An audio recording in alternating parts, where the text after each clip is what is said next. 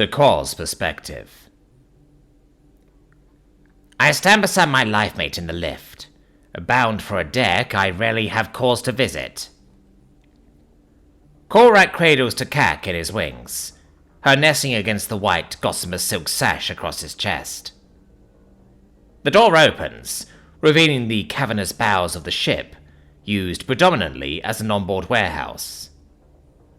Here and there I see other members of my crew making their way to the same place as the three of us. Among the non-Terrans, some have chosen to wear white, others have chosen to wear their own people's mourning colours, yet others have adorned themselves with different markers of grief, loss, or respect. Sha'anza and her wife walk with their trunks raised. Quidge and Jop are scrupulously maintaining their skin in a matte grey, rather than the kaleidoscopic display their species usually have when not speaking. Igthan Glark and Wham Plam are something of a sight as they walk together.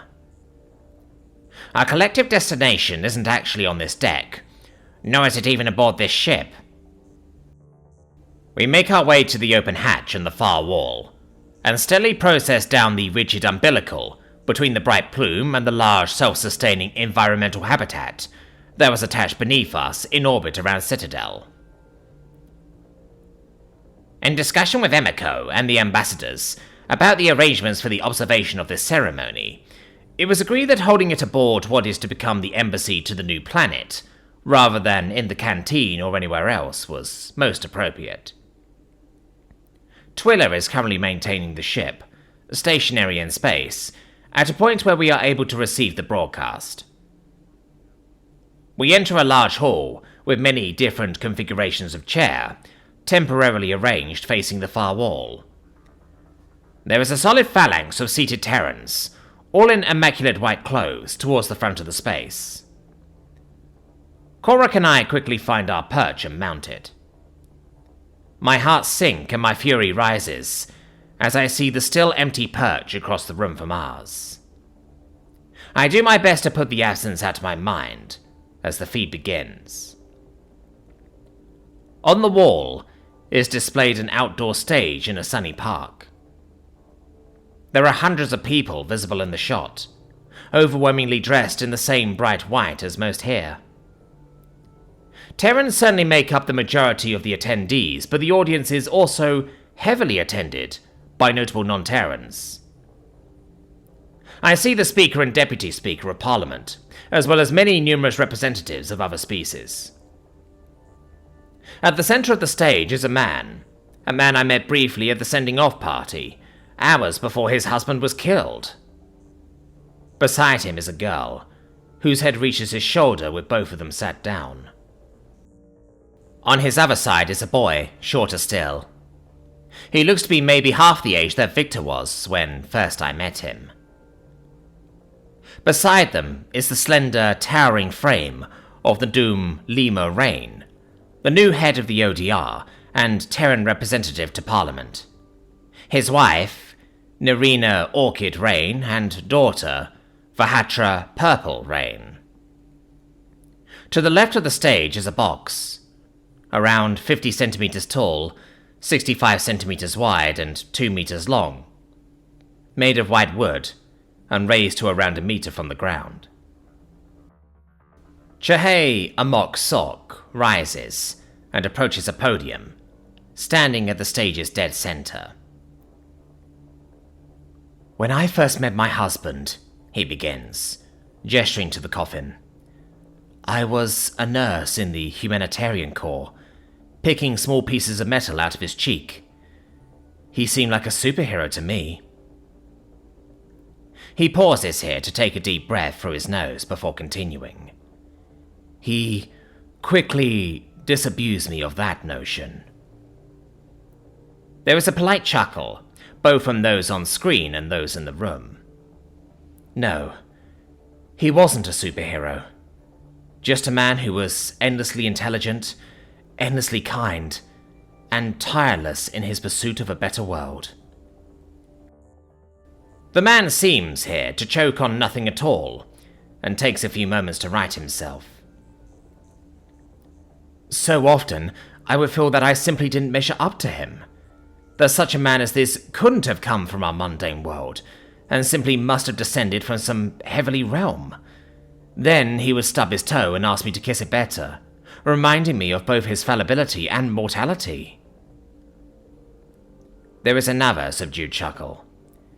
And now, he's given me one final reminder that, however he seemed, he was just a man.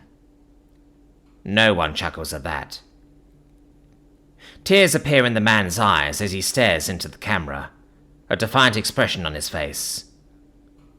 To the one who took my husband from me, and the organization behind him, you probably think I hate you. You who robbed my children of a father, and me of the love of my life. But you are wrong. Hatred is a respect you have not earned. Pity is closer to what I owe you, but I regret to say I'm not as big a man as my husband was.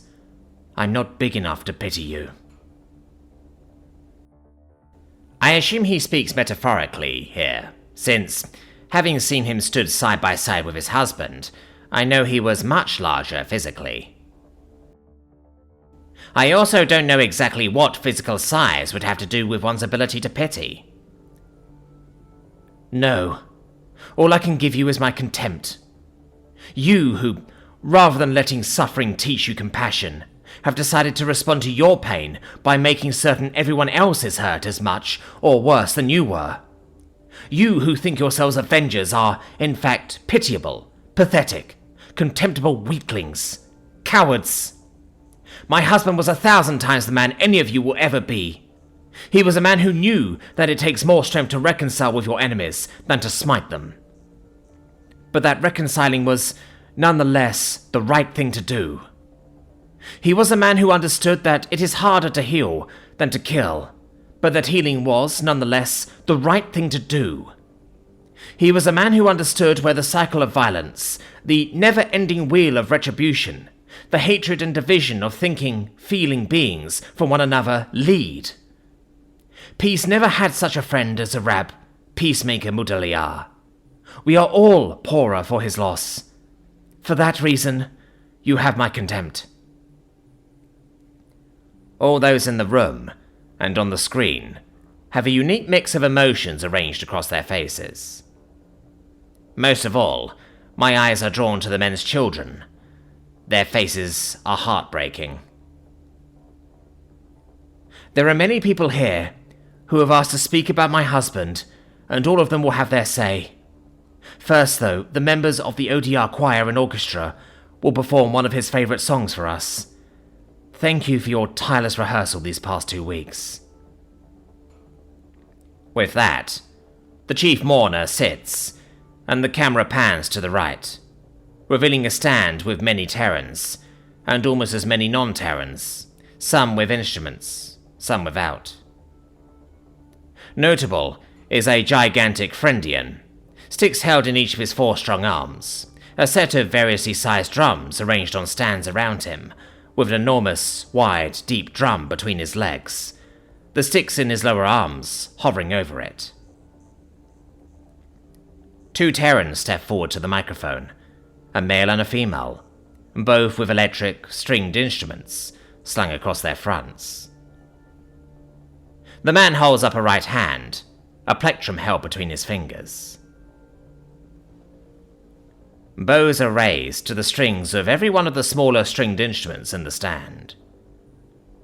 The Friendian percussionist raises his sticks and looks to the Terran. The hand sweeps down and passes across the strings 3 times, producing a powerful, twangy dananan. In perfect synchrony, the Friendian strikes the large drum between his knees, producing a boom, boom, boom, and all the bows begin moving, slowly and lightly, across their strings, producing a steady, continuous, quiet harmony with each other. Only the bowed instruments can be heard for 5 seconds, until the guitar and drum sound again.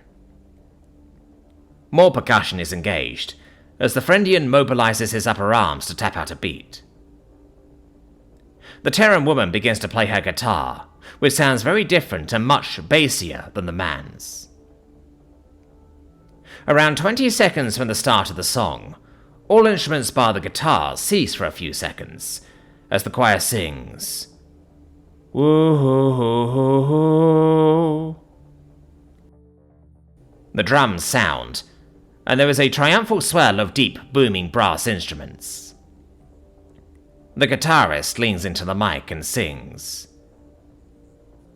"I get the same old dreams, same time every night, fall to the ground and I wake up, so I get out of bed, put on my shoes and in my head, thoughts fly back to the breakup."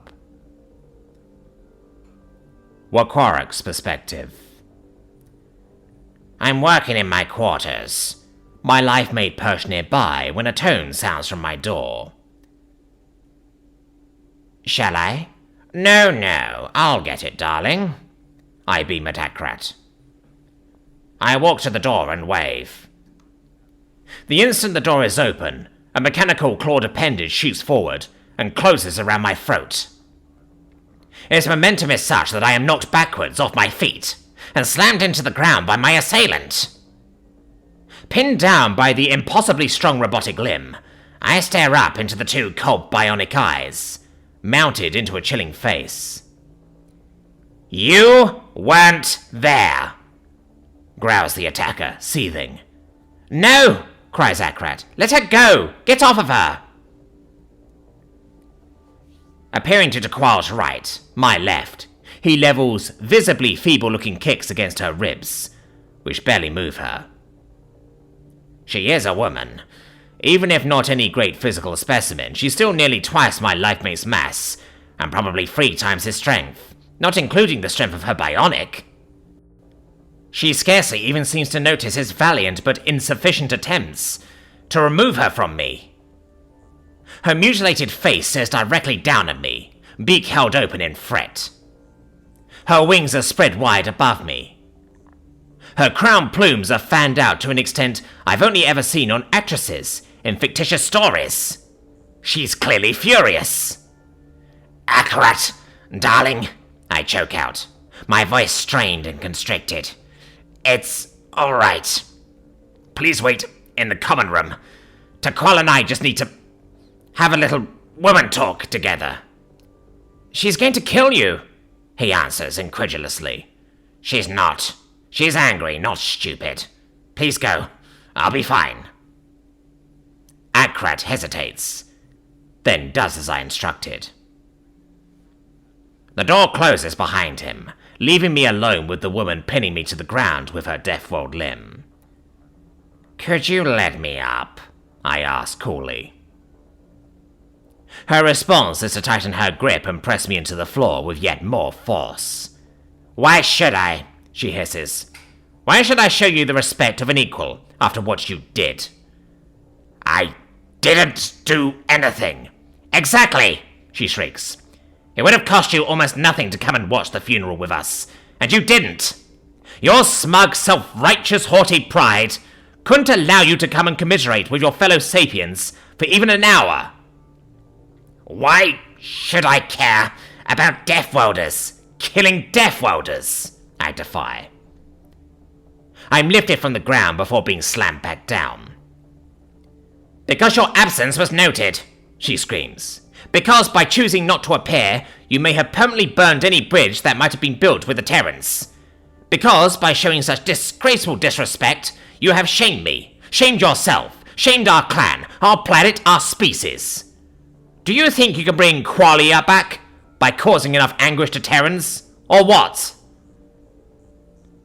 My crown plumes fan out and my beak opens, mirroring the woman pinning me down. You keep my daughter's name out of your mouth, Taqual. Cruelty, malice and spite burn in the woman's 2 remaining eyes, as she stops shouting to taunt. Oh, you mean the daughter you refuse to recognize due to her father's lack of pedigree? The clanless daughter you encouraged to enlist in the fighter force and win glory so that you could finally have her inducted. The girl who died trying to fulfill the conditions of a Maori acceptance that should have been unconditional. The girl who you blame the Terrans for taking from you because it's easier than blaming yourself. Quarrier. Is that whose name I'm to keep out of my mouth? I aim a hard kick at the front of her ribcage, throwing her off of me, around 30 centimeters into the air.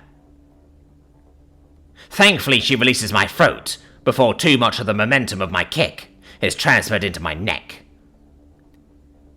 No longer pinned down, I flap to my feet and stared down the woman, my wings now spread like hers. She wasn't Clan, but she was mine! I shriek.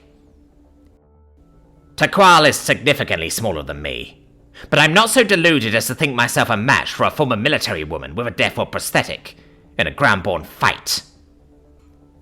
Right now, though, it doesn't matter. I'm so angry that I might attack her regardless. She was my flesh and blood, and they took her from me. You expect me to give a damn when terroristic Terrans kill Terran politicians? Because I don't. I can't. I won't. As far as I'm concerned, that's their business and nothing to do with me. My opponent here falters. With a visible force of will, she brings in her wings, flattens her crown plumes, closes her beak, and stands up straight. I apologize, she states with composure. I let my anger get the better of me, and spoke of your daughter in a way she did not deserve. I know you loved her, Wakwak, even if you felt you couldn't acknowledge her, as a child born out of life bond with a man with no clan lineage behind him. I tried to give her all the advantages she wouldn't otherwise get. I gave her father money to support them. I pulled strings to get her a proper education. I thought, if she came home a war hero, I could finally stand before Rakarot and proudly proclaim that she was my daughter, and I wanted her inducted into the clan. I shouldn't have been so vain, I say, regret hanging from my every word.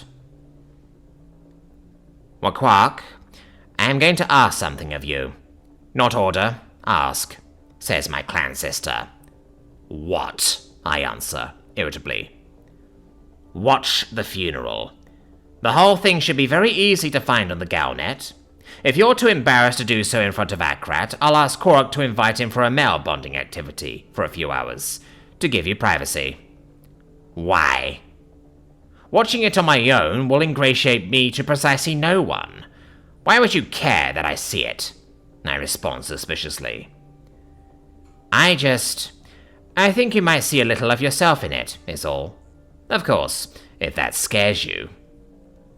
I snarl. I'm sure I'll see nothing of the sort. I accept your challenge. Good. I'll have my life mate get in touch with yours, she says, soberly, as she turns her back to me and leaves my room.